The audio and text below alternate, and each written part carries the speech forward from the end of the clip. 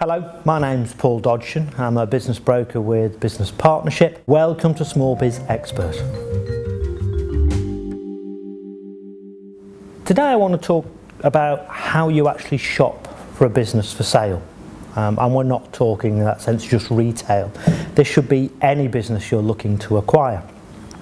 And the first step really is to define your interest. And this is quite crucial because they always say that having a job that you love is much better than having a job, and therefore understanding what your skills and experience are and what you enjoy doing will help you define what is the best thing for you to look for. The second thing I would ask you to consider is actually your credibility. What you have to remember that when most vendors come to sell, they're concerned with quite a lot of things. They've built this business, they've worked in it for many years, and they're looking for a good home. It's not always just about the money, and therefore put time and effort into your own CV, your own background, explain to them why you like their business and understand what they want to get out of it. And that way, when it comes to choosing between offers, a person who's put a bit more work into their credibility may be able to get a better price than somebody who just comes in with pound notes. The third thing to look at is research. Yes, you have to obviously understand things like the marketplace the business is in, what's its position and perception, what do its customers think of the business. So if you can do a customer satisfaction survey if the owner already hasn't got one. But the other thing is to actually research into the business and actually what is the owner's role in the business, what's its cash flow modelling, what levels of recurring revenue has it got, what are the key relationships within the business with customers, suppliers and staff, and quite crucially above all of that is it built for growth? Because you're not buying this business probably to sit still, but actually so you can drive it forward. And that's why research into all of those areas, and there are 8 key areas in any business you need to look at, is quite crucial. The next area, and one we have the most diverse and enlightened discussions in, is over the value of a business. And the truth is that when businesses are put on the market, an asking price is purely an indication. It is a broad thing because what a business is worth will depend on who is buying it.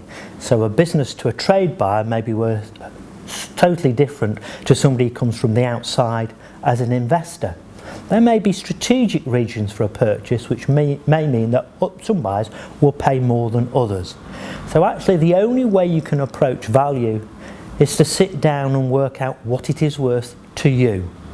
Work out the true cost of running this business under management, work out the security of the revenue, and then try and judge your multiple.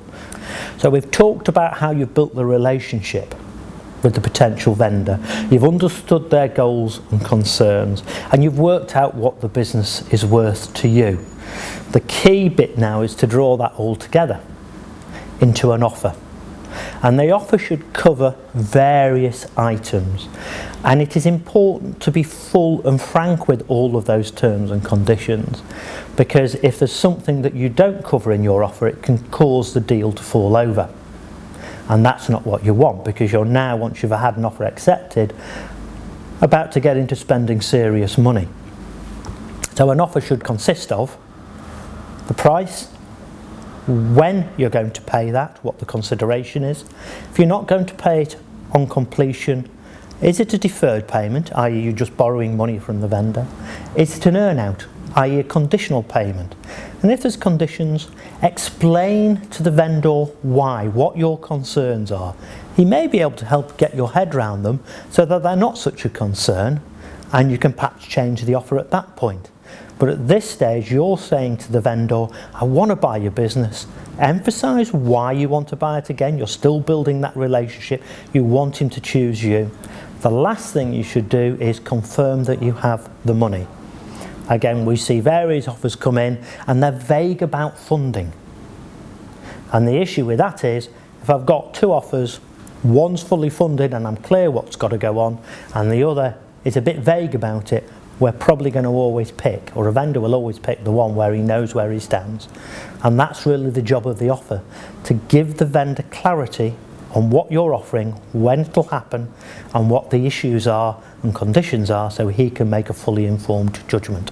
That way your deal is more likely to get across the line.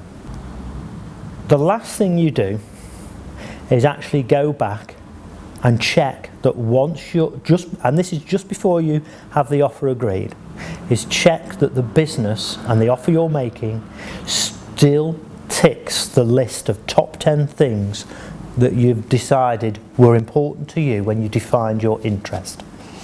If you understand what's important to you and why you're buying a business, you need to have very good reasons for deviating from that before you agree a deal. Thank you for watching. My name's Paul Dodgshon from Business Partnership. This has been Small Biz Experts.